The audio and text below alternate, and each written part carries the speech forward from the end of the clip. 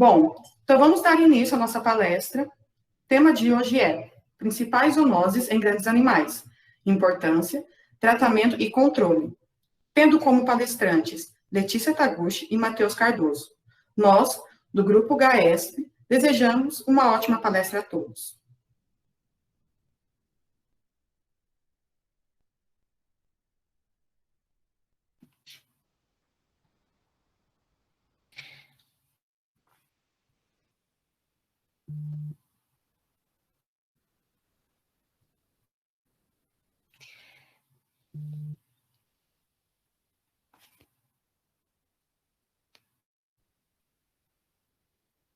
Pode começar, Lê.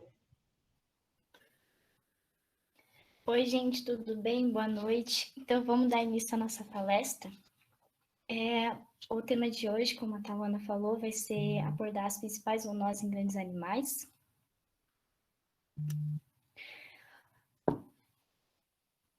Antes da gente começar a falar, eu quero dar uma definição que a OMS fala, que ele define as zoonoses como uma doença ou infecções que são naturalmente transmissíveis entre animais vertebrados a seres humanos. Dentro dessa definição, a gente pode encaixar mais de 200 doenças que podem ser classificadas segundo o sentido da transmissão, o ciclo de manutenção do agente etiológico e o elo principal da cadeia de transmissão. Dentro do sentido da transmissão, a gente pode colocar as doenças como uma antropozoonose, que elas são doenças que o seu ciclo é perpetuado entre animais, mas que eventualmente pode afetar os seres humanos. As antropozoonoses são aquelas em que elas são perpetuadas entre os seres humanos, mas que eventualmente pode afetar os animais. Já as anfitinoses, elas são doenças que elas têm uma intensidade de incidência igual entre animais, entre humanos e também de animais para humanos. Segundo ciclo de manutenção do agente etiológico, a gente tem então as zoonoses diretas, que são aquelas em que o ciclo ele vai persistir por passagens sucessivas por uma única espécie. Já as ciclozoonoses são aquelas que elas precisam, então, de duas espécies diferentes para completar o seu ciclo, que aí se subdivide em euzoonoses, que são aquelas em que... Ai, gente, perdão, tô um pouco nervosa.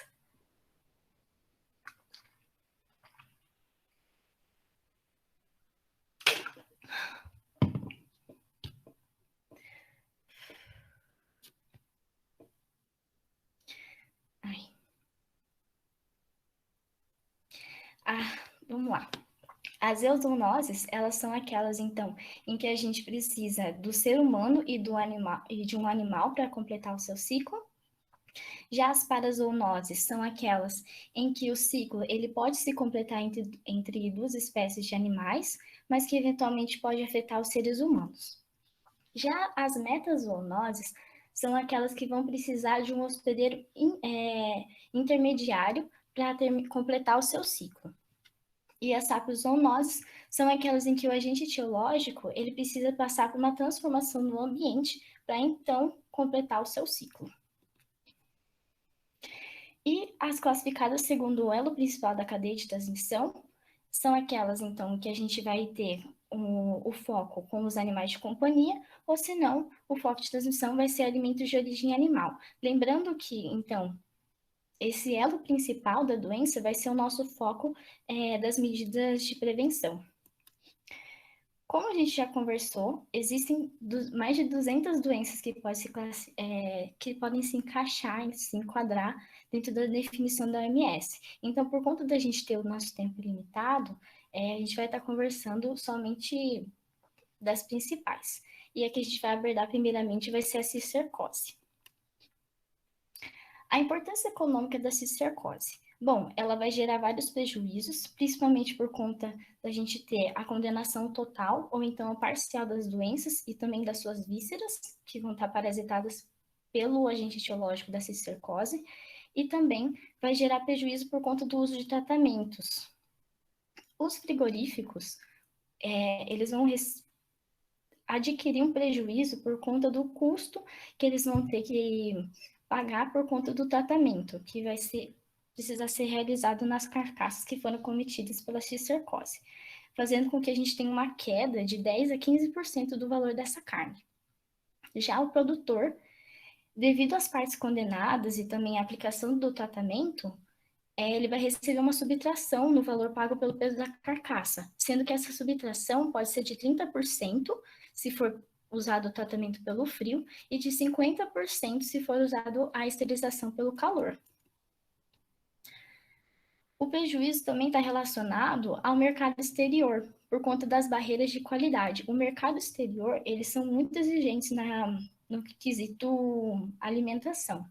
Então, quando a gente tem a incidência de cistercose, isso vai criar barreiras na exportação do produto brasileiro, fazendo também com que a gente tenha uma qualidade menor dos nossos produtos. Sem falar também dos grandes investimentos que a gente vai precisar fazer dentro da saúde pública, porque a cistercose ela é uma zoonose. Que lá, se a gente for ver dentro da classificação, iria se enquadrar dentro da euzoonose, porque ela precisa para completar o seu ciclo do animal e também do ser humano. A etiologia é causada, então, por um parasita. A cistercose, em especial, ela vai ser gerada, então, pela ingestão dos ovos da tênia, que a gente tem dois tipos de tênia, a tênia sólio, que vai parasitar, então, os seus ovos, né, vão parasitar os suínos, enquanto que a da tênia saginata, os seus ovos vão parasitar os bovinos. Então, esses animais, eles vão consumir alimentos, ou se não uma água contaminada com esses ovos, e vão, então, adquirir a doença. Então, aqui eu trouxe uma imagem das tênias, a tênia solium e a tênia saginata. Elas se diferenciam através da morfologia da cabeça. E é importante lembrar que, como eu falei, que a cistercose ela é uma euzoonose, então ela tem o seu ciclo tanto no homem quanto nos animais. Os animais eles vão ser, então, os hospedeiros intermediários, então, dentro do parasita, dentro do ciclo dele, a fase larval vai se desenvolver nos suínos e nos bovinos, enquanto que a fase adulta do parasita vai se desenvolver no homem. A teníase, ela vai ser, então, gerada no homem e vai ser ocasionada, então, pela ingestão de carne crua ou pouco cozida, que vai estar, então, contendo esses cisticercos vivos, sendo que os cisticercos podem ser do tipo celulosae ou cisticerco bovis, sendo que o celulosae são dos suínos e o bovis é do bovino, né, que seria da tênia saginata, e o outro da tênia solium. As características, então. Ela vai ter uma distribuição global. No entanto, os países e as regiões que são pouco desenvolvidas, elas vão ter uma incidência maior, por conta que a população vai ter um baixo nível socioeconômico e cultural. Então, além disso, né, desse problema da população dela ser pouco instruída, a gente vai ter falhas, então, nas condições básicas de higiene e também ausente de tratamento de esgoto. Além disso, existem regiões que elas não têm o controle das águas que são fornecidas aos animais. Então, isso vai favorecer a manutenção do ciclo do agente, né? Que é o complexo da cistercose. Os sinais clínicos. Bom, nos bovinos, geralmente eles não vão apresentar um sinal clínico aparente, e a gente costuma, então, observar os sinais dessa doença só lá no pós-mortem, nos frigoríficos, né? Então, como eu escrevi aqui, o diagnóstico não é realizado nos animais vivos, mas somente lá no frigorífico, no pós-mortem. Já nos humanos, a cistercose ela pode se manifestar de forma assintomática, quando o cisticerco ele atinge a musculatura, ou se não, tem a forma mais grave da doença, que é a oftalmocistercose e a neurocistercose. A oftalmocistercose, ela vai gerar, então, sinais clínicos relacionados à visão. Então, a gente tem dores nos olhos e perda da visão. Já a neurocistercose vão ter sinais clínicos relacionados ao sistema nervoso central, então, convulsões, distúrbio de comportamento e hipertensão intracraniana. Já os sinais da teníase, que é a fase, que seria desenvolvimento da fase adulta do parasita, né, que ocorre nos humanos, ela vai gerar, então, anorexia, apetite ou apetite exagerado, vômitos, dor abdominal e emagrecimento. A transmissão, então, como que ocorre para os hospedeiros intermediários adquirirem a doença? Eles vão, então, ficarem doentes por conta de ingerir os ovos das tênias, que vão estar presentes no alimento ou na água contaminada, aliás, por dejetos humanos, porque a gente precisa, então, de um ser humano que esteja com teníase, com a fase adulta do parasita, e que, então, vai acabar contaminando o ambiente com os ovos dessa tênia. Os ovos, quando eles forem ingeridos pelo animal, lá no intestino, eles vão ser liberados, então esses ovos se rompem, liberam os embriões, que vão penetrar a parede intestinal. Lá eles vão cair na circulação sanguínea e vão se espalhar pelo organismo, formando então os cisticercos da musculatura esquelética e cardíaca. Já a cistercose nos hospedeiros definitivos, que seria no homem, vai ocorrer também pela ingestão de alimento e água contaminada pelos ovos da tênia. Então, lembrando que a teníase, ela ocorre no ser humano, mas a cistercose, ela pode afetar tanto os animais quanto o ser humano. Então, a fase larval, ela também pode acontecer no humano. Mas, enfim. Bom, então a cistercose no ser humano, ela também pode se desenvolver da mesma forma que acontece nos animais. O ser humano vai lá, ingere um alimento, uma água contaminada com os ovos da tênia.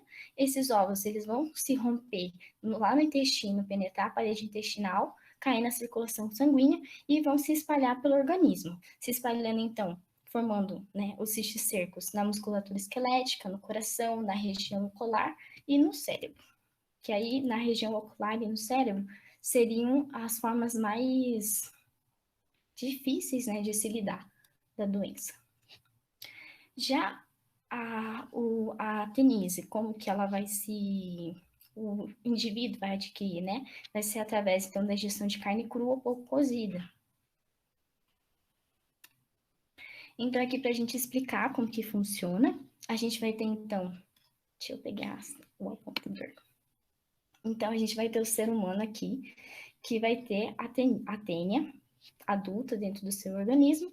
Essa tênia, ela vai soltar uns pedacinhos dela, que são chamados de proglotes. Essas proglotes gravídicas, elas vão conter os ovos dessa tênia, que vão ser eliminados no ambiente. Então, se o ser humano ele faz as suas necessidades, né? Ele defeca em um local que é inapropriado, ou às vezes alguma região que não tem um destino adequado para esses dejetos, então não tem tratamento de esgoto, esses ovos eles podem acabar contaminando o solo, plantas e também a água, que vai ser fornecida para os animais. Esses animais vão comer esse alimento ou ingerir essa água contaminada com os ovos, e os ovos, como a gente conversou, eles vão ser liberados lá no intestino, vão penetrar a parede, cair na circulação sanguínea e se espalhar pela musculatura.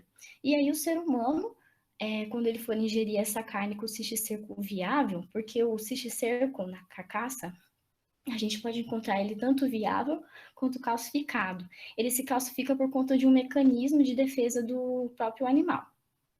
Então, o ser humano vai lá e ingere essa carne com cisticerco viável e, então, desenvolve a teníase. Mas a cistercose, ela também pode acontecer no ser humano, como a gente conversou. Então, o vez do animal ingerir os ovos, é o ser humano que ingere. E aí, quando o ser humano ingerir, esses ovos, eles vão ser liberados, então, lá no intestino, penetrar a parede do intestino, cair na circulação sanguínea e ir para os locais, né, que a gente conversou. Então, o cérebro, os olhos, coração e a própria musculatura. Então, aí o ser humano acaba apresentando a cistercose. Aqui eu trouxe, então, o ciclo de uma forma mais aberta, para a gente poder ver, fechadinha, aliás. Então, aqui a gente tem um expediente intermediário mostrando o suíno, que é gerado, então, pela tênia sóleo. Ele vai ingerir o alimento contaminado, a água, vai desenvolver, então, o cisticerco, então, a forma larval, né, a fase larval do parasita, que vai ficar na carne. O ser humano vai lá e ingere essa carne mal passada, né, ou se não crua, e essas larvas, elas se desenvolvem à forma adulta, completando, então, o nosso ciclo. E aqui no bovino é a mesma coisa. Então, o bovino se alimentou, cisticerco na carcaça, o ser humano ingere crua ou um pouco cozida, desenvolve a teníase. E assim a gente vai mantendo o ciclo. Então, daí a importância da gente, que a gente vai ver lá no final, de fazer o diagnóstico dos seres humanos que têm, né, a teníase, para a gente poder quebrar esse ciclo. E também investir em saúde, em saneamento básico para essas pessoas. Bom, o diagnóstico da cistercose nos animais, como eu comentei já antes, ele vai ser realizado no pós-mortem. E após a identificação, dependendo da viabilidade e da quantidade de cisticercos, a gente pode condenar só as partes ou o órgão cometido e liberar o restante da carcaça após ele ser submetido a algum tratamento, que pode ser por frio ou calor, e também, ou se não, aliás, fazer a condenação total dessa carcaça. Aqui eu trouxe uma imagem para a gente ver, então, os cisticercos. Os cisticercos, como eu havia falado, eles podem estar viáveis ou calcificados. Já os cisticercos viáveis, eles vão ser mais branquinhos e vão ter uma coletânea de líquido em volta. Os calcificados, eles vão ser mais amarelados, não vai ter essa coletânea de líquido, então eles vão ser mais firminhos do que o viável. O diagnóstico no humano, pensando em neurocistercose, vai ser através da tomografia computadorizada e pelo raio-x. Já o diagnóstico da teníase, ele pode ser feito pelo exame de hipoglotes, a pesquisa de ovos nas fezes e também pode-se usar a técnica da fita comada ali na região perianal, para então pesquisar a presença de fezes a presença de ovos nessas fezes. O controle e a profilaxia, ele pode ser feito então através da conservação da carne em uma temperatura que seja de menos 5 graus Celsius durante 6 dias. Também indicar para a população fazer a cocção adequada dos alimentos, como a gente viu. A teníase, ela vai ser adquirida através do consumo de carne crua ou pouco cozida, então se o ser humano cozinhar, né, os humanos cozinharem corretamente essa carne, eles vão inviabilizar as larvas, né, do parasita. Também a gente pode fazer o diagnóstico e tratamento da teníase humana, que aí foi o que eu havia comentado, né? Então, se a gente diagnosticar e tratar esses humanos que estão com teníase, a gente vai quebrar o ciclo da doença. Também investir, né, em programas de educação sanitária e em saneamento básico. Os programas de educação sanitária, eles devem incentivar a população a lavar as mãos, a defecar em locais que sejam adequados, a lavar as frutas e as verduras antes de comer, porque muitas vezes o ser humano que tem teníase, ele pode acabar se autocontaminando com cistercose, por conta de não lavar corretamente as mãos antes, às vezes, de preparar algum alimento. E também a gente deve fazer corretamente a inspeção sanitária, né, dos alimentos. Bom, como que funciona o controle lá nos frigoríficos? Como eu havia dito para vocês, a carcaça ela pode ser condenada totalmente, ou se não, somente algumas partes, e uso de tratamento. Segundo, então, o artigo 197 do RISPOA, as carcaças com infecção intensa por cistercose celulosae devem ser condenadas. Mas o que é, né, essa infecção intensa? A infecção intensa, a gente classifica ela quando a gente pesquisa em todos os locais de eleição e a gente encontra 2 ou mais cisticercos que possam estar viáveis ou calcificados e também encontra 2 ou mais cisticercos ao olhar o restante da carcaça, ou então as demais massas musculares. Então, nesse caso, se a gente encontrar esses 2 ou mais cisticercos viáveis ou não nos locais de eleição e também 2 ou mais no restante da carcaça, então a gente precisa fazer a condenação total. Quando a gente encontrar mais de um cisticerco viável ou calcificado, só que menos do que fixado para fricção intensa, só que pesquisando em todos os locais, tanto de eleição quanto no restante da carcaça, a gente pode fazer o aproveitamento condicional pelo uso do calor. Então, vai descartar a parte que está contaminada, as partes que estão ali com cisticerco, e o restante da carcaça a gente vai aproveitar. Quando a gente encontrar, então, um único cisticerco viável, considerando todos os locais, então, todos os locais de eleição e também toda a carcaça e o animal como um todo, a gente pode usar, então, o aproveitamento condicional pelo uso do frio ou da salva.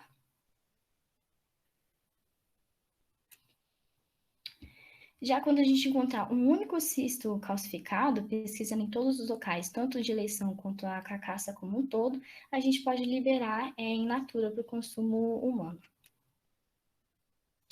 Já a raiva. A importância econômica dela. Espera que eu vou tomar uma água.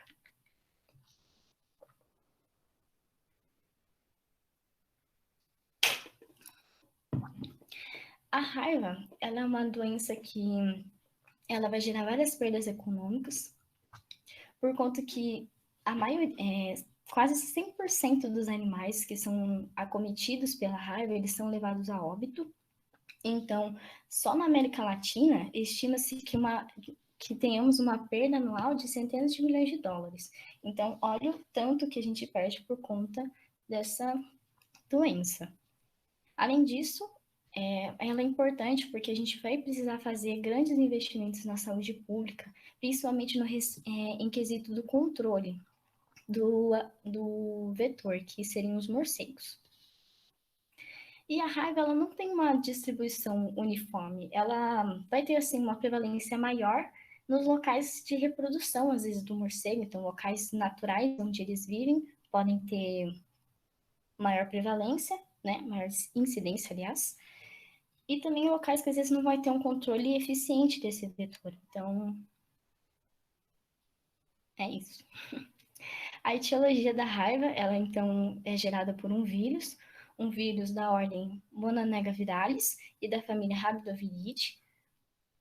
É do gênero Lyssavirus, ele tem o formato de bala, aqui, que vai ser de 100 a 300 nanômetros de comprimento e 75 nanômetros de diâmetro. Vai ter uma membrana fosfolipídica, que vão ter espículas glicoproteicas, que vão recobrir o seu núcleo capsídeo helicoidal. Ele é composto, então, por uma fita simples de RNA negativa e que não é segmentado. A raiva, ela vai ter 7 variantes, então a HV1 e a HV2 é classificado como uma raiva furiosa, que vai ser transmitida por carnívoros silvestres e outros carnívoros. A HV3, a HV4 e a HV6, elas vão ser classificadas como uma raiva paralítica, que geralmente vai ser transmitida, então, pelos morcegos.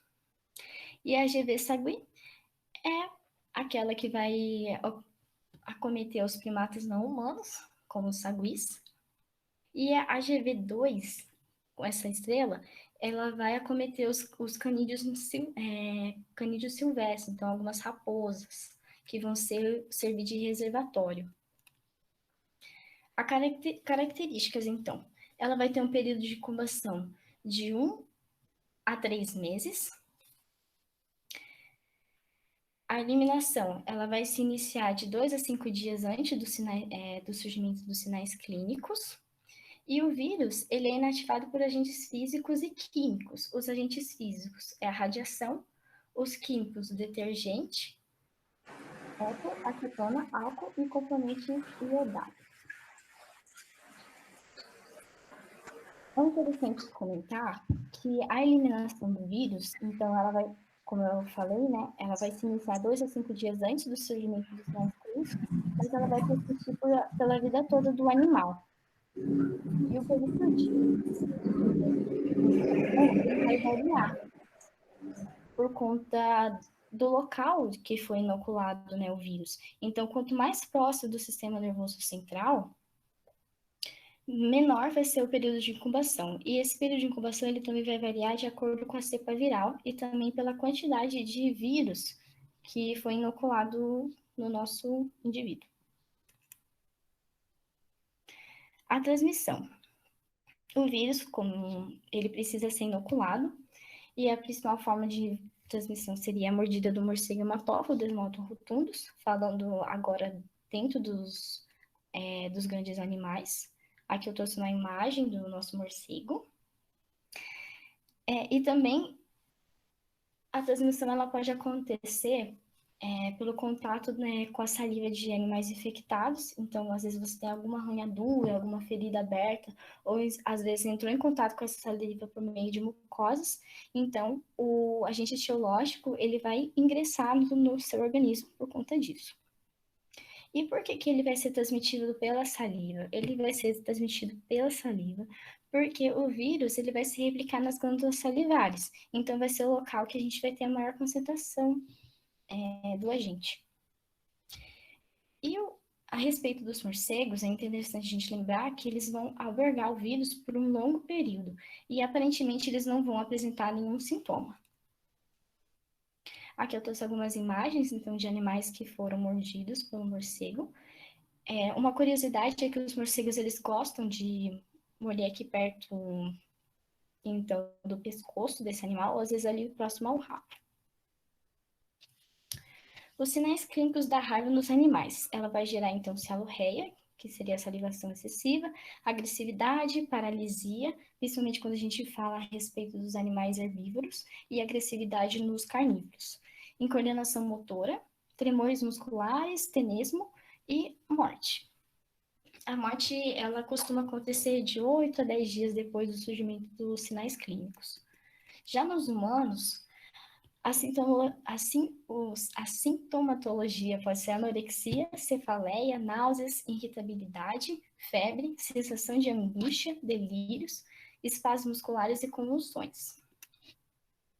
O diagnóstico da raiva, ela pode ser feito pelo exame histopatológico, pela imunofluorescência direta, identificação dos anticorpos específicos, e a respeito do exame histopatológico, se a gente encontrar, então, corpúsculo de Negri, pode ter certeza que é raiva, porque ele é um sinal patognomônico da doença. O corpúsculo, ele consiste em inclusões no citoplasma das células nervosas, então eu trouxe aqui uma imagem para a gente poder ver, não sei se vocês estão vendo isso aqui, ó. E aqui são essas inclusões aqui no citoplasma. O controle e a profilaxia da raiva. Deve-se lembrar que não é indicado fazer o tratamento e que até não existe um tratamento instituído para essa doença que seja eficaz. A gente tem no Brasil, né, no mundo, nós temos a vacina e também o soro antirrábico. No entanto, o estoque do Brasil, ele está desabastecido. Então, até mesmo para nós veterinários, a vacina ela está em falta. A letalidade da raiva, como eu havia comentado, né, ela tem uma letalidade de 99,9%. E no mundo inteiro só existem 5 casos de pessoas que se recuperaram da raiva, sendo que 3 deles foram nos Estados Unidos e 2 no Brasil. No ser humano, a gente pode fazer, então, a profilaxia pré-exposição, que então a gente vai fazer a vacinação através de 3 doses intradérmicas de 0,1 ml. Essa vacinação, a gente deve lembrar que ela vai ser preconizada para o grupo de risco, então para os veterinários, zootecnistas, pessoas que trabalham no serviço de controle de zoonoses, ou até mesmo tosadores que trabalham no pet shop, que estão ali em contato com um animal que pode ter raiva, eles devem tomar essa vacina. A vacina, então, você toma então essas 3 doses, após então 30 dias, você tem da última dose, vai fazer a sorologia. Se essa sorologia ela der maior que 0,1 unidades por ml, a gente considera que é um resultado satisfatório, que portanto a pessoa está imunizada. Se der um resultado menor que 0,5 unidades internacionais por ml, a gente tem que repetir a dose e fazer uma nova sorologia após 14 dias. E também é válido lembrar que existem pessoas que elas não desenvolvem uma resposta satisfatória à doença. Então, você deu a sorologia para ela, as 3 doses, ela fez sorologia, deu insatisfatória, ela fez de novo a dose, e aí, após 14 dias, fez sorologia, não deu, deu outra dose, faz a sorologia, não deu de novo, e ela não desenvolve resistência por nada. Existem pessoas que são assim. E então, essas pessoas, no caso, elas devem evitar ao máximo entrar em contato com animais que podem estar infectados. Já a profilaxia no homem, pós-exposição, ela vai ser voltada, então, às pessoas que foram agredidas, né, ou que entraram de forma acidental com a gente, através da saliva de um animal que podia estar infectado. E no caso, como a gente deve proceder? A gente vai, então, fazer, então, a administração de vacina ou soro antirrábico, na tentativa de fazer o bloqueio da replicação viral antes que esse vírus ele consiga chegar ao sistema nervoso central, porque no momento que ele entra, então, no nosso organismo, ele já imediatamente começa a se encaminhar para o cérebro, né, para o sistema nervoso central, que é o local de predileção dele. A medida que a gente vai tomar, então, a respeito da mordida ou da lesão que foi feita, ela vai variar de acordo com esse acidente, como que foi. Ou, às vezes, também com o animal, que tipo de animal fez aquela lesão, ou, enfim. Bom, aqui eu trouxe um protocolo do que o Ministério da Saúde preconiza. Então, se a pessoa entrar em contato, às vezes, com a saliva de algum animal que poderia estar infectado, eles indicam que imediatamente você vá, lave as suas mãos com água e sabão, que se encaminhe para um posto para que possa tomar as possíveis medidas, né, de pós-exposição. O controle, ele também pode ser realizado pela vacinação do rebanho, lembrando que a raiva, ela é uma doença de notificação obrigatória, então, quando a gente encontra um caso que é confirmado, que é positivo, tem que fazer a vacinação de todos os animais em um raio de 12 quilômetros. Além disso, também a gente precisa fazer o controle da população de morcegos, que são os principais vetores, né? Bom, eu coloquei aqui o problema da sobrenidificação. Por quê? Problema da sobrenidificação. Por quê? Geralmente as pessoas elas têm um certo preconceito em querer notificar o serviço de controle por conta que eles acreditam que vai falar que o produto dele está com uma menor qualidade, sendo que não. E também a gente tem problemas de notificação a respeito dos próprios vetores, né, dos morcegos, que às vezes as pessoas não notificam a respeito de foco de morcego. E também precisa falar para a população, né, que se eles encontrarem algum morcego no chão ou que está caído ali, não mexer, só notifica o seu serviço, né, o Centro de Controle de Zoonose do seu município, para que eles possam ir lá, recolher o animal e tomar as medidas cabíveis. A raiva, a gente então tem que fazer a vacinação do rebanho. A vacina, ela é feita com o vírus inativado, ela vai ser de 2 ml por animal. A primeira dose, ela vai ser feita, então, com os animais com 3 meses de idade. A segunda dose após 30 dias. E a revacinação anual deve ser feita somente dos animais que estão em regiões que são endêmicas. Então, alguma região que tem uma grande população de morcegos. A forma de controle dos transmissores, que são os morcegos, tem 2 formas. O método seletivo direto, que então a gente vai capturar o morcego e vai fazer a aplicação de uma pomada tópica, que é uma pomada vampiricida, e vai soltar esse morcego para que ele volte para o seu lar, e lá os outros morcegos vão acabar lambendo essa pasta, e essa pasta, ela tem um princípio ativo, que vai provocar, então, hemorragia interna ali naquele animal, e eles vão acabar morrendo. Já o método seletivo indireto, você não vai fazer a captura do morcego. Ali na região, às vezes você tem um equino que foi mordido por um morcego, e está ali a ferida no local onde foi feita a mordida. Então, ali você vai aplicar em volta essa pasta vampiricida, cerca de 2 gramas. E aí o morcego, ele é natural dele voltar algumas noites para se alimentar no mesmo local onde ele havia mordido. Então, por isso que a gente faz essa aplicação. Então, ele vai lamber essa pasta e ele vai acabar tendo também hemorragia interna e morrendo. Agora, a brucelose.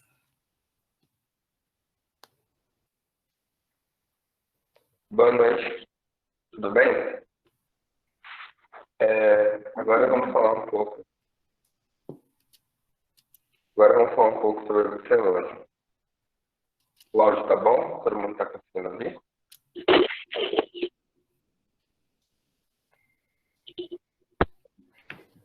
Agora? Tá um pouco baixo.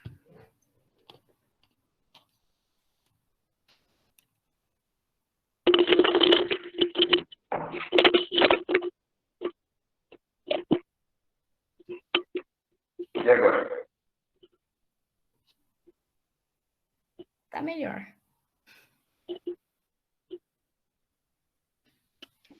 Beleza, então. Se estiver muito alto também podem me avisar. Tá, então sobre a brucelose. Ela é uma doença infecto-contagiosa. Ela tem uma notificação obrigatória em bovinos e bubalinos.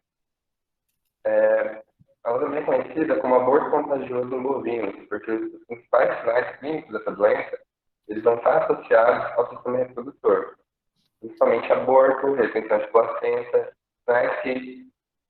sinais que costumam então estar localizados aí por trás. No homem, ela vai ser conhecida como a febre ondulante, porque ela não vai ser uma febre contínua, ela vai ter picos febris, que o ser humano tem, e também vão ter as dores articulares, que são comuns. Lembrando que animais sexualmente maduros e as vacas prenhes, elas vão ser mais sensíveis à infecção do que os maturos, independente do sexo.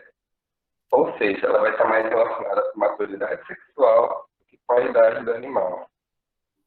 E as bactérias desse gênero são conhecidas como as brucelas. Pode passar. Então, as características da brucelose. Ela vai causar vapor, como eu comentei, geralmente no terço final da gestação. Os bezerros eles vão ser fracos quando não são abortados, ou até mesmo na tumor. Pode ocorrer a retenção de placenta, lembrando de nunca puxar, né, a placenta. Como médicos veterinários e zootecnistas, a gente só intervém quando necessário. A gente fica de olho para caso ocorra, né, alguma complicação. Vai ter repetição de cio, descargas uterinas pelo líquido amniótico e vai ser grande eliminação dessas bactérias a partir dessas descargas pela vagina. No macho, né, vai ter menor extensão, mas também vai acometer e vai causar orquite, epididimite e inflexão das glândulas anexas, ou seja, também relacionado ao trato reprodutor. Pode passar. Tá, então nós temos vários tipos, né, da doença, vamos ter vários agentes, e ele vai depender da espécie acometida. Sendo que no Brasil o mais comum vai ser a brucela abortus, em bovinos e bubalinos. Mas a mais perigosa seria a militense, que é em bovinos, ovinos e homens. Mas ela não é comum no Brasil. Pode passar.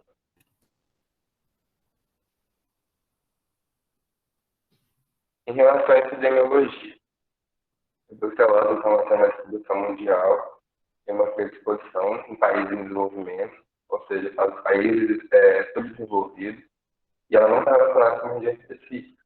No Brasil, ela vai ter uma prevalência elevada nos estados que possuem uma maior quantidade de bovinos, como Mato Grosso do Sul, e nos estados do Sul vai ter uma menor prevalência.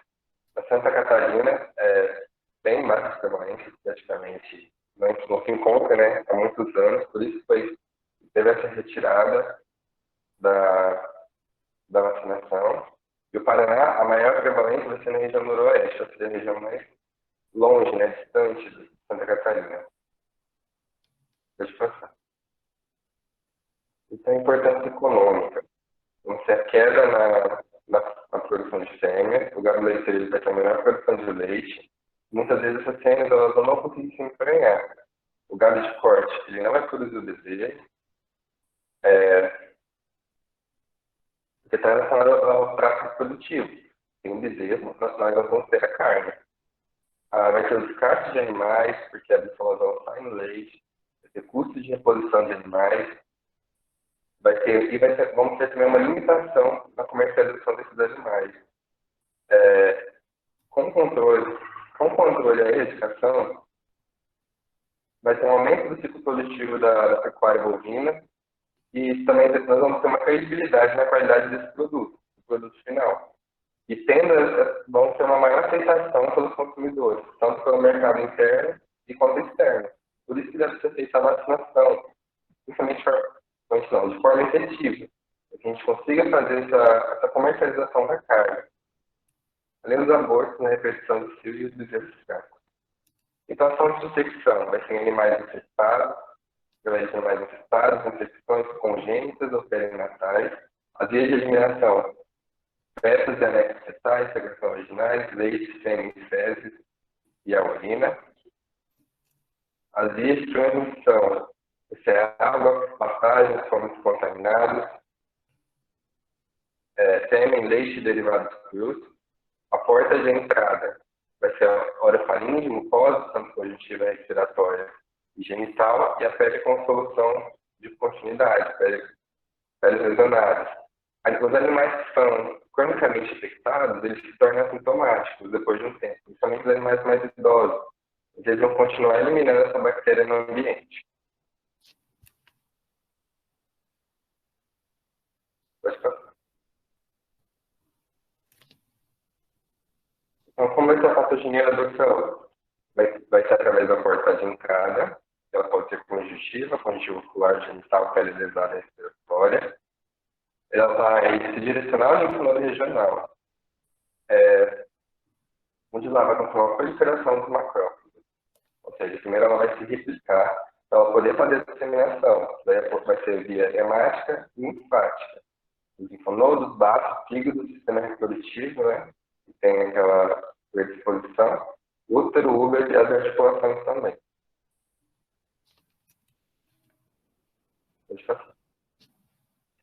O diagnóstico. Vamos ter o método direto e o método indireto. O método direto vai ser a presença do agente etiológico. Vai ter isolamento do agente em meios de cultura e identificação bioquímica.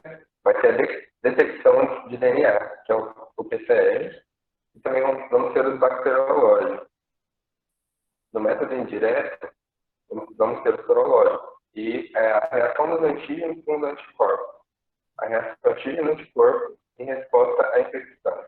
Nos bacteriológicos, para fazer o diagnóstico bacteriológico, quando o animal morre, quando uma vaca morre, você quer saber o porquê, você pode pegar os alimentos de linfonodos, das placentas eliminadas, e pode fazer também um suave vaginal no baço, porque o baço ele é extremamente irrigado e ele tem uma alta concentração da bruxela, da agente da bruxela. E também através do leite, dá para fazer essa análise. Então, as provas oficiais do diagnóstico sorológico, que é o indireto. A gente vai ter o teste do acidificado tamponado.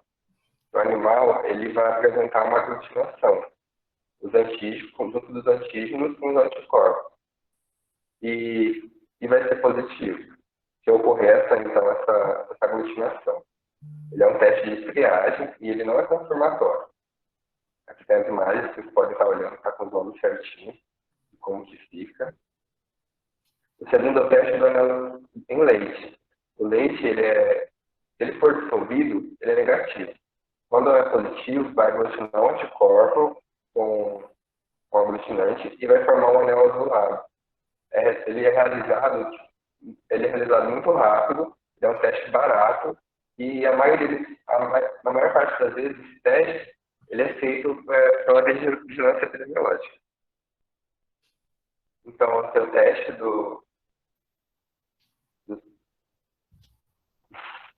não sei falar muito bem o nome, do mercapretanol, Ele é um teste confirmatório e ele ocorre a aglutinação. Vai sair 2 raios e vai mostrar onde ocorreu essa aglutinação. Ele é um teste rápido, mas ele é um teste caro, diferente do teste da neonolite. O quarto teste é um teste de fixação de complemento, que vai ter, então, as células lisas, elas vão induzir anticorpos antivirus lisas, e as rugosas, elas induzem antivirus rugosas. São determinados grupos, onde nós temos a gente das bruxelas. Onde vai ocorrer a aglutinação, vai ser positivo, então, e onde não ocorrer essa aglutinação, significa que não tem o anticorpo. Então, vai ser negativo. Lembrando que a bruxela aborto, que é a mais comum no Brasil, ela é uma bruxela lisa. Se o animal for positivo, então, ele vai para o sacrifício, é obrigatório, né? E se for inconclusivo, vai fazer o reteste. Se for inconclusivo 2 vezes, ocorre sacrifício.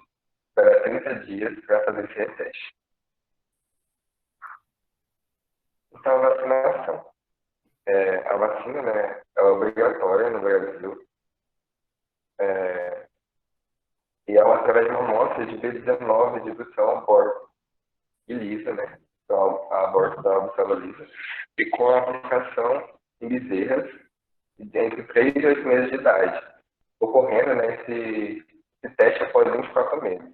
Tem a persistência de anticorpos em animais vacinados acima de 8 meses de idade, então por isso que deve ser feito entre esse período. É um período também que a gente consegue, que a mãe consegue, se a mãe for vacinada também consegue passar essa imunidade. Mas já nos primeiros meses já é notado que é perdida essa imunidade. Devemos, então, ter cuidado na aplicação. A vacina deve ser conservada sob refrigeração e deve ser aplicada pelo médico veterinário. O material não foi utilizado, ele deve ser descartado para que não ocorra um risco de contaminação.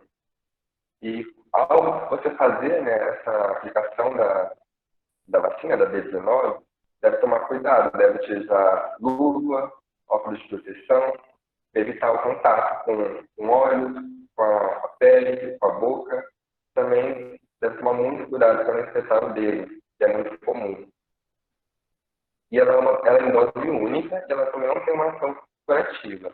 Ela é patogênica para o homem, ela tem uma violência reduzida, causa reações mínimas, e ela protege cerca de 70% dos animais. Não é totalmente efetiva. Pode passar.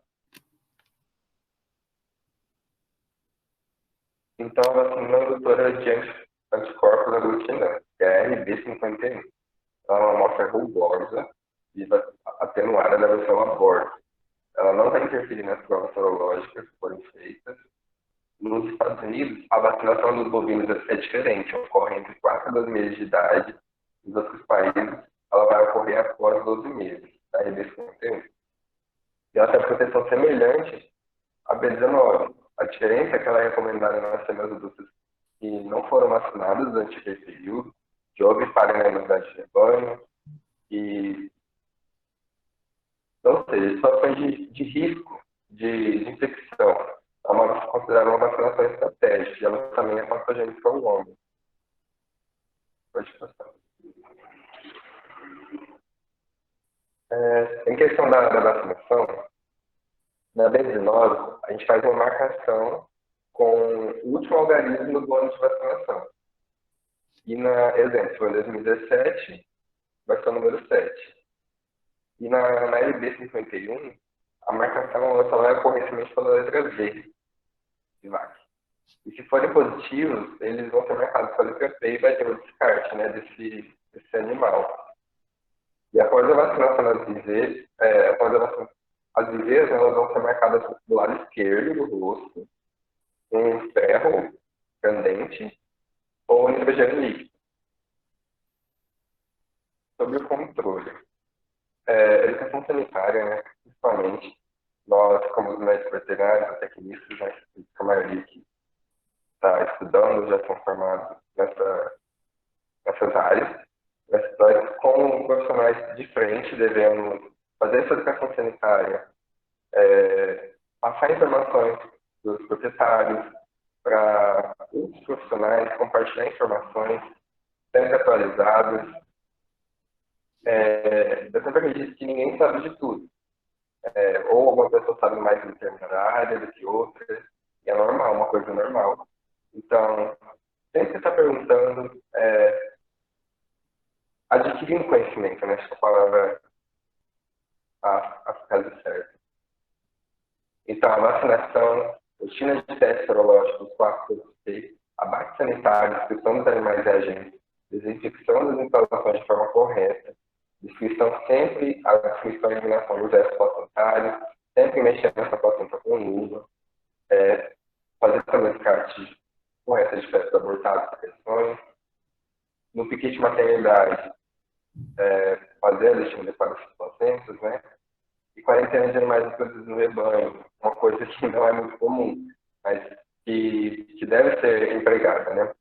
Porque muitas vezes, né, o documento, ou não vem o documento, ou confere o documento, e introduz o animal no rebanho. E as zoonoses de grandes animais, elas costumam estar muito relacionadas à densidade populacional. Ou seja, se você introduz um animal no rebanho que facilmente passa para outros animais, faz a transmissão, vai ser coisa rápida.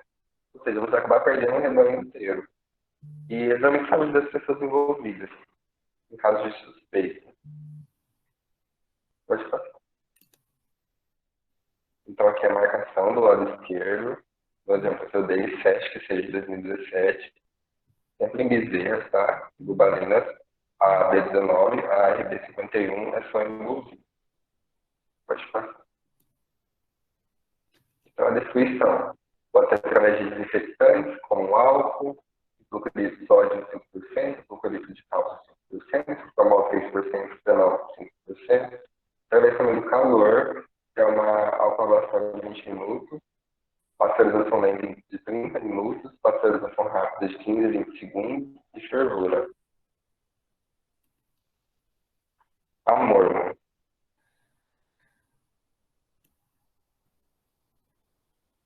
Tá, então amor. Ela é conhecida como lamparão, que é algo infeccioso ou ruim, parcinose devido às lesões cutâneas que ela traz, catarro de burro e a secreção nasal. Essas 3 formas a gente pode encontrar mormo, ouvir falar na mormo. É uma doença infectocontagiosa de equinos, é uma zoonose que ela causa morte humana. Então ela vai atingir os equinos, moles afinos principalmente, pode ocorrer em carnívoros pela gestão da carne contaminada, no homem quando ocorre é fatal, ovinos e caprinos também podem apresentar a morte, principalmente nos equídeos, gente. Então, em 1980 ela era conhecida como a Pseudomonas malei. Em 1992 ela foi renomeada para Burkholder malei. Ela nasceu do ganho negativo, ela é imóvel, ou seja, ela não tem flagelo. Ela não é encapsulada, não é esporulada, ela é aeróbia, ou seja, ela usa a oxigenação. Da epidemiologia. A morma ela não tem relação com a idade, nem sexo, nem época do ano. Quando o animal ele apresenta a forma subclínica, ele vai ser assintomático, mas ele vai continuar transmitindo essa bactéria. Geralmente ela vai atingir animais que não passam por desafio. Ou seja, animais que principalmente não participam de corridas, animais que não participam de torneios, essas coisas. Então, a presença de morma vai ter em Acre, Alagoas, Amazonas, Ceará, Maranhão, Pará, Paraíba, Pernambuco, Piauí, Rio Grande do Norte, Roraima, Sergipe. E vai ser livre, se a gente parar para analisar, a maioria são dos estados do Nordeste, né, tem essa presença. E vai ser livre de mormo os outros que estão aqui, que incluem Minas Gerais, Minas Gerais, Mato Grosso, Mato Grosso do Sul, Paraná. Deixa eu passar. Então, em relação às fontes de infecção, nós temos animais infectados. Por quê? Porque eles liberam a secreção no ambiente e contaminam esse ambiente. Também pelo contato direto com o animal sadio. Nas dias de eliminação, vamos ter o corrimento nasal, e secreções de úlceras cutâneas, urina e fezes. Não é porque o animal ele tem uma forma cutânea que ele não vai apresentar a forma nasal. As formas elas vão aparecer uma atrás da outra. E as urinas e as fezes, elas são determinadoras da forma sintomática. Nas vias de transmissão, vamos ter a contagem direta e a contagem indireta. A contagem direta vai ser através da inalação de aerosóis e animais infectados e com o contato da pele lesionada. O indireto vamos ter através de ingestão de água e alimentos contaminados. Nas vias de transmissão, também pode ocorrer através da... A infecção também pode acontecer através de forma cutânea, por exemplo, em animais no arrego que é utilizado na montaria, para espora, também pode passar de um animal para outro. Sempre tem, não só no amor, como nas outras também, é transmitido outras doenças através de seringas, né, agulhas utilizadas num animal e em outro. Isso não é recomendado. E a porta de entrada vai ser os mucosas respiratórias, quando o animal inala os aerosóis, as mucosas digestivas, quando ingere água e alimentos contaminados, na pele lesada, e secreção eliminada pelas pústulas. Lembrando que a mormo e a tuberculose não tem vacina. E a brucelose é apenas como forma de prevenção. A patogenia. Caso essa bactéria ela entre no organismo através da inalação, os principais transmissões vão ser no trato respiratório superior, e quando ela é ingerida através de alimentos contaminados e água, vai ocorrer primeiro a lesão na região oral, que pode chegar até a região nasal. Essas bactérias vão ser fagocitadas, vão atingir a mucosa intestinal e a corrente sanguínea. E ao mesmo tempo que elas caem na corrente sanguínea, elas vão atingir a pele e a mucosa nasal. E também vai cometer junto a corrente linfática, vai formar nódulos e a partir do momento que ocorre a proliferação nos órgãos, vai ter uma lesão metastática. Por quê? Ou seja, vai ter a disseminação, né, da bactéria por todo o organismo, porque ocorreu a disseminação em diversos órgãos formando esses nódulos. O período de incubação, então, da mormo, né, de todas, a partir do momento do contato até o início dos sinais clínicos. E se for um animal saudável, e que esse animal não passa por estresse, igual eu falei, não passa por desafios, ele vai ficar sintomático. Mas o período de incubação dele vai ser em torno de uma semana. E o tempo vai determinar em relação à quantidade também de bactérias que foi inalada e ingerida. E na imunidade. Vai ter a queda na imunidade, né, no período que vai reduzir o período de incubação. E alguns animais, os sinais clínicos, eles podem aparecer depois de anos. Mas esse animal já estava eliminando a bactéria no ambiente, através das fezes da urina. Então, os sinais clínicos. Febre de 42 graus Celsius, fraqueza e suspensão, apatia na anistia, que vai resultar no baixo desempenho, aparecimento das úlceras da mucosa nasal, vai formar úlceras, carga nasal purulenta, ou sanguinolenta, né? Sanguinolenta também. Espirros e secreção serosa, que pode evoluir, né, para sanguinolenta, e também elas podem se apresentar de forma unilateral, igual a tanto a descarga nasal quanto a secreção.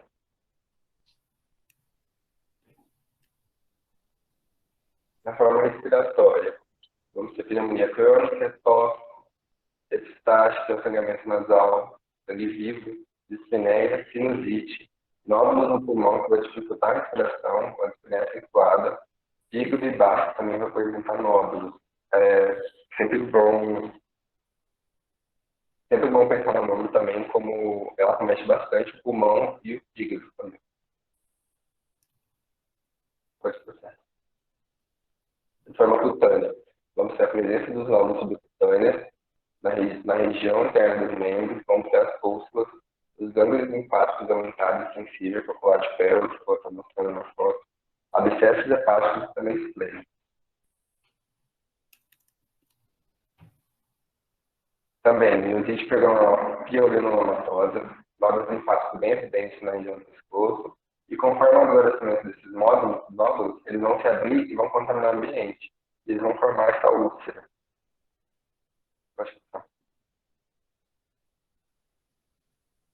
Então, na foto 1 temos uma descarga nasal purulenta, e na foto 2, abscessos nasais. Na foto 3, vamos ter o famoso sinal clínico, né, que é o colar de pérolas, aumento dos linfonodos submaxulares na região do pescoço, e na 4, as lesões cutâneas. Lembrando que ocorre também uma poliartrite, né, porque a bactéria ela atinge a corrente sanguínea. Pode passar.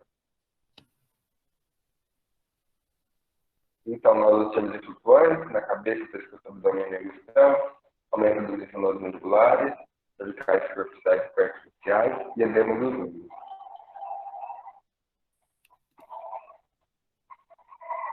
Pode passar. Então, nos achados macroscópicos, vamos ter essas cicatrizes na mucosa nasal, se o animal se recuperar, descrição do septo nasal, petequias equimoses na flora visceral.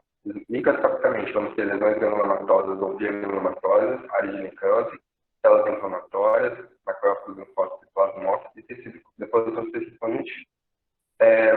O diagnóstico diferencial para mormo é garrotídeo e linfagite. Inflamação vai ocorrer inflamação dos vasos e também inflamação de vasos que não sejam fatores infecciosos. Então, vamos ter esses dois diagnósticos diferenciais. Então, o diagnóstico inicial ele pode ser direto, o isolamento da bactéria, coleta a secreção, faz um purificado e vai inocular em hamster. O problema é que esse diagnóstico ele demora bastante tempo, mas você faz a inoculação nas cobaias, né, e em 2 semanas tem um sinais clínicos. O indireto a pesquisa de anticorpos, a sorologia, extração de complemento e a ELISA. Lembrando que a extração de complemento é o teste oficial do mapa, para detectar a IgM e o teste maligno também. Então, a extração de complemento e a maleína são os 2 testes oficiais para mormo.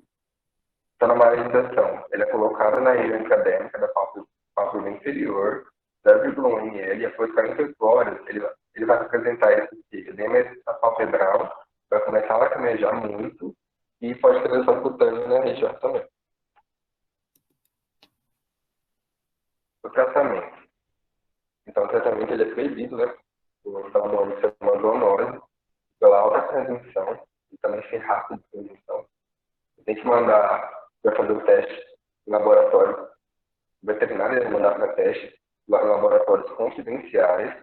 Se for positivo, ele vai ligar direto para o mapa. Tem esse risco epidemiológico, né? E os animais, ele lembra que os animais são portadores crônicos dessa bactéria. Então, não tem como deixar um animal assim no rebanho. A propriedade que tiver um animal positivo, ela vai ficar interditada.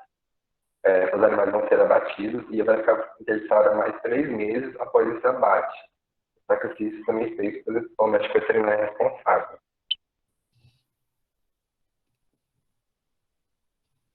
E a profilaxia.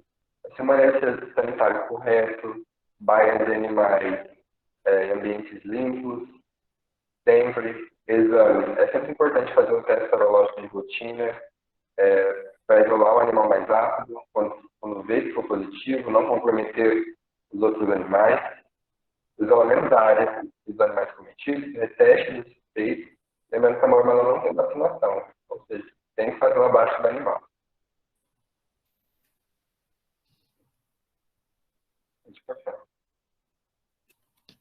Então, reedificação. Tem que fazer interdição, sacrifício, incineração dos animais, uma desinfecção completa.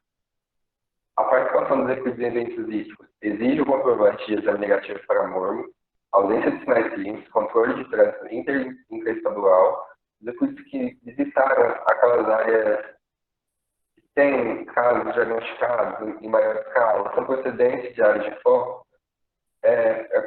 deve ter o comprovante de exame negativo também para o mormo, essa ausência de sinais clínicos, Essa fiscalização é feita pela Serviço de Defesa Sanitária Estadual. Pode passar. Na legislação, ela fala para a gente que o diagnóstico oficial deve ter a prestação de complemento, que é um dos dois testes de uma camalinização, validade de 180 dias para propriedades monitoradas e 60 dias para as animais.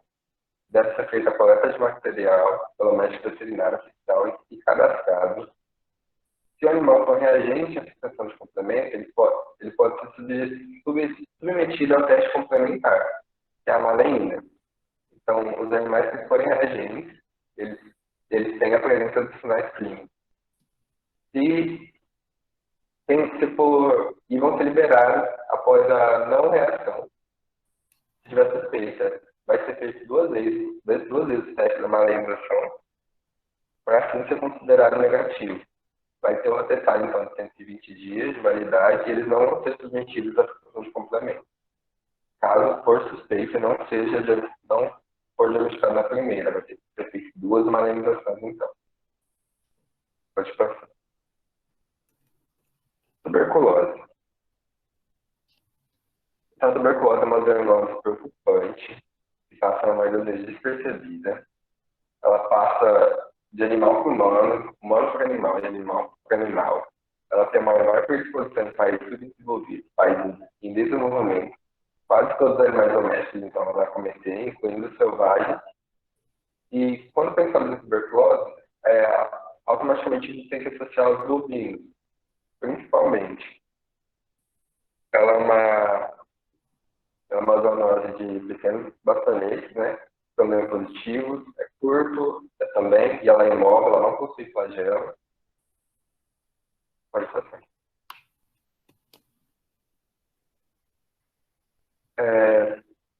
Então, vai ter a formação de granulomas específicos, tubérculos. Vamos ter esses três tipos: Mycobacterium bovis, Mycobacterium avium e a Mycobacterium tuberculose. A avium, ela vai cometer as aves, a bovis ela vai ser mais importante bovinos e vai transmitir para o homem. E a tuberculose, ela comete o homem e também pode transmitir para o bovino. Lembrando que quando ocorre essa inoculação da bactéria, ela vai ficar naquele trato. Se ela for inolada no trato respiratório, ela vai ficar, por exemplo, se ela ficar entrar pelo trato respiratório, ela vai ficar no trato respiratório. Foi gerida no trato digestivo. Também, por exemplo, vai ficar no trato digestivo. E ela é aeróbica, ela precisa de oxigênio. Na Mycobacterium tuberculose, o ser humano passa para o bovino, mas o bovino ele não vai apresentar esses sinais clínicos. Então, ou seja, ele não vai desenvolver a doença. E ao você fazer esse teste para o animal, ele vai dar um falso positivo. Ou seja, ele vai mostrar que é bovis, Mycobacterium bovis, mesmo sendo a tuberculose. Na Mycobacterium avium, quando for feito teste de tuberculização, que eu vou explicar daqui a pouco, vai mostrar um resultado positivo, mas não vai saber se é um contato com a bovis, avium ou a tuberculose. Pode passar. Então, a bovis, ela tem caráter crônico, ela é independente da estação do ano, do clima e região. A tuberculose é em humanos, que vão passar pelos bovinos, mas ele não vai causar essa doença progressiva, não vai ter esses sinais clínicos, vai ter sensibilização ao teste tuberculino. A Mycobacterium avium, ela vai cometer espécies de aves, raramente vai começar bovino. Ela causa lesões dos linfonodos, ela provoca reações inespecíficas da tuberculização. Vai dificultar o diagnóstico da tuberculose em bovinos pelo balinho. Ou seja, não vai saber ao certo qual é. Qual dos agentes, né? Na epidemiologia, como ocorre, então, a transmissão da tuberculose? Através da introdução de animais infectados no rebanho, participação em eventos, proximidade com o rebanho infectado, ou seja, a densidade populacional, né? Essa aquisição de animais infectados, quando não é feita a quarentena, animais domésticos, homens e animais silvestres, a manutenção e a propagação da doença no rebanho, que está relacionada ao tamanho do rebanho, à densidade, à prática sanitária e zootécnica. O que devemos fazer, né, para evitar a tuberculose? de situação adequada no ambiente, limpeza dos currais, desinfecção, né, correta, após principalmente abortos, partos, sempre está tentando manter um ambiente limpo.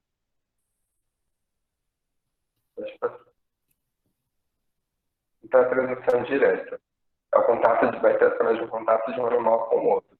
O animal ele vai eliminar as gotículas via saliva respiratória, esse contato ele é pelo ar, a localização que ocorrer a lesão primária vai ser a porta de entrada, e se ela for na lábia, ela vai estar presente no pulmão. Se for ingerido um alimento, as lesões vão ser no trato digestivo. E também temos a transmissão direta, que é através de alimento, água contaminada e fome, principalmente. Lembrando que a transmissão transplacentária é da mãe para o feto. E sempre é bom lembrar, do leite para o bezerro é forma direta.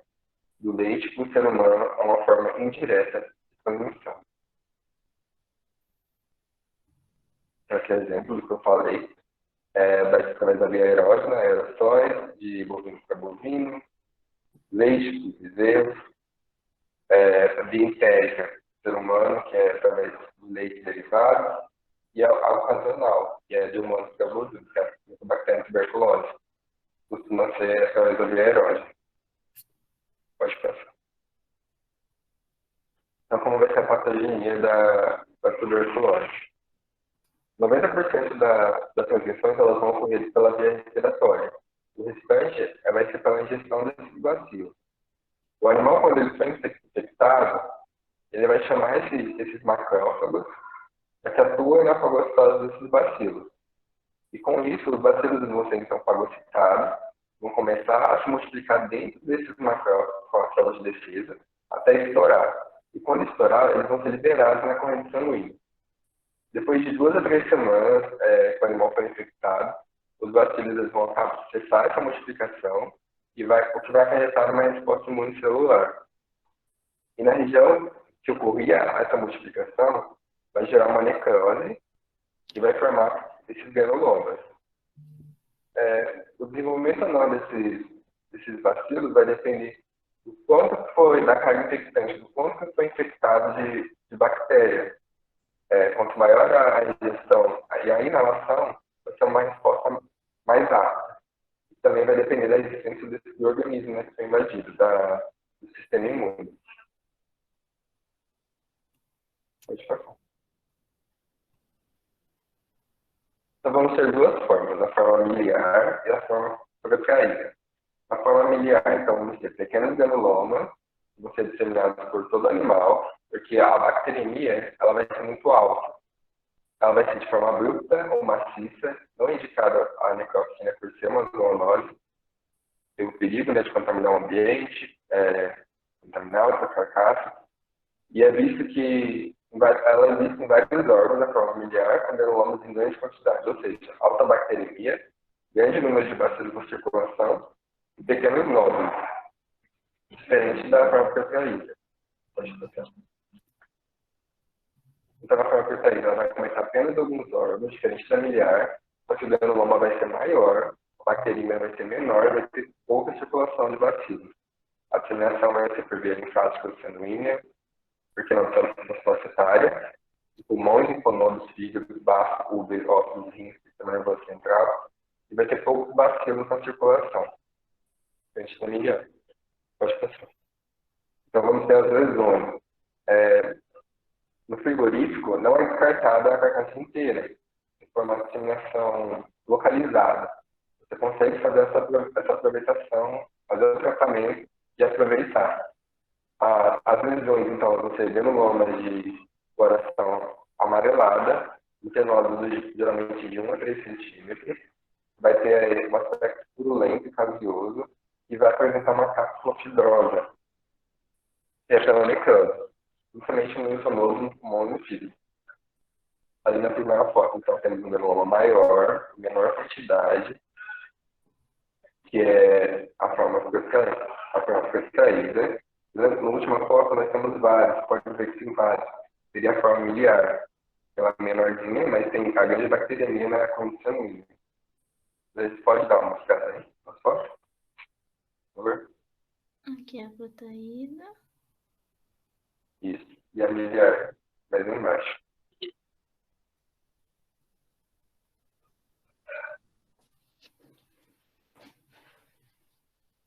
Pode ser. A cápsula, e ali todas as os acometimentos, né? Pela miliar, Uhum. pode passar. Então, sinais clínicos. Eles vão ser apenas a tuberculose, é muito difícil de diagnosticar inicialmente. Os sinais eles vão ficar evidentes apenas na fase avançada. Vão ter essas lesões das tensas, vai ter perda de peso, debilidade, anorexia, caquexia, né? Vão ter sinais respiratórios, você vai perceber que o animal está espirrando, vai ter apetite seletivo, a temperatura vai ser oscilante, vai ter tosse crônica também, ela pode ser suave, ela pode ser úmida, corrimento nasal, pode também ser seroso ou purulento, sinais nervosos centrais, pode ser generalizados ou focais, animal que anda inseguro, que anda meio cambaleando, tem aquele movimento de pedalagem também, paralisia total ou parcial dos nervos, né? Vai ter meningite também, que ela vai ser rapidamente fatal. E também sinais clínicos nas glândulas mamares, vai ter aquela presença de massas endurecidas, elas vão ser também assimétricas e não vão ser dolores, não vai ter dor. No início, o leite ele vai ser normal, mas depois ele vai começar a apresentar focos finos. Vai ter uma coloração âmbar, ele vai ser aquoso, ele também pode ser brumoso e cremoso. Por isso é importante a importância de sempre estar fazendo análise do leite. Não só para tuberculose, né? Tuberculose, xiste. De diagnóstico. O diagnóstico clínico, como eu comentei, ele é muito difícil. É muito difícil diagnosticar a tuberculose no início. O teste que a gente costumamos fazer é o da tuberculização, são três testes de tuberculização, que é um método alérgico. Os animais infectados, eles são alérgicos a essa proteína, que é contida na tuberculina, vai causar um edema no local da inoculação, e é infiltrado de células mononucleares no local da aplicação. Essa PPD ela é um derivado proteico, que é originado com a presença do Mycobacterium bovis e do ave. Se o animal ele for infectado, ele for da tuberculose, ele também vai dar positivo. Mas ele vai ser um teste específico. Ele deve ser realizado pelo menos uma vez ao ano. Lembrando que é o médico veterinário que tem que realizar esse teste, sempre com o equipamento adequado, e com a tuberculina, ela tem que ser refrigerada. Ela não deve ser realizada com menos de 60 dias do teste, após o teste anterior, tem que esperar então esses 2 meses, e não deve também ser realizada 15 dias antes e também depois do parto. O animal tem que ter idade igual ou mais de 6 semanas e ocorre contaminação pelo colostro. Então, o teste acadêmico é simples. Vamos ter reação negativa, aumento de até 1,9 milímetros, reação inconclusiva, vai ter aumento de 2 a 3,9 milímetros, dentro da célula necrose, e reação positiva, pelo menos 4 milímetros de aumento. Vai ter a tabela depois, se vocês darem uma olhada, se quiserem tirar foto. Ele também é um PPD bovino, que é inoculado. Pode passar, gente. Melhor com a foto. Então, vai ser na região cervical ou na prega caudal. É feita uma tricotomia, né, da área, também é feita uma higienização, não ocorre interferência com os organismos que estão ali na região. É feito um culto numa área quadrada. Então, a gente faz a dobra vertical da pele, vai medir a espessura.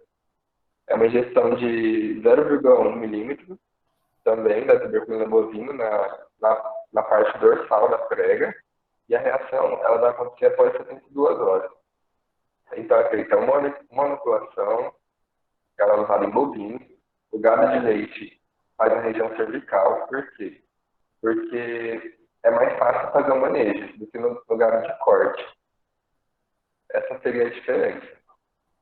E sempre ao invés de fazer a tricotomia, gente, e a higienização do local. A gente faz a medição também depois que ocorre a reação de 72 horas. É medido de novo a espessura, onde foi feito o local de injeção, e faz a subtração do valor final pelo valor inicial. Quando a gente vai olhar na tabela, e vai saber se foi positivo, conclusivo ou negativo. Pode passar. Lembrando também que qualquer animal que ele apresentar reação naquela região da vacina, ele é reagente. E, e a Extraderm é um teste de triagem. Ele tem alta sensibilidade, mas ele vai ter alta especificidade. Então, aqui, a tabela, né, do mapa, para a gente saber se é negativo, conclusivo, positivo ou positivo. Se vocês quiserem tirar uma foto, dar uma olhada. Ou seja, ele é um teste que tem a reação, mas não vai saber o reagente, como eu falei. Tem a baixa especificidade. Pode passar aí. E também vamos ter o teste intradérmico comparativo. Também vai ser uma PPD, né, que é a advindo do bovino e do aviário. Ele é um teste confirmatório. A gente tem que fazer a eliminação de reações que não foram específicas para ele. Faz, então, a inoculação da tuberculina aviária, que vai ser mais na região cranial, e a bovina, que vai ser na caudal. Então, esses dois PPDs. E então a gente aplica o PPD do bovino aviário para ver se teve contato com a bove, ave ou tuberculose, e diferencia do ave. A gente consegue fazer a diferenciação do ave. A avaliação vai ser 72 horas após a inoculação, também igual ao anterior. Vai ter o aumento da espessura da pele na aplicação tanto da bovina quanto da aviária, como na terceira foto ali que a gente está vendo. Pode passar. Aqui a tabela também, com as medições. Já fazer a interpretação.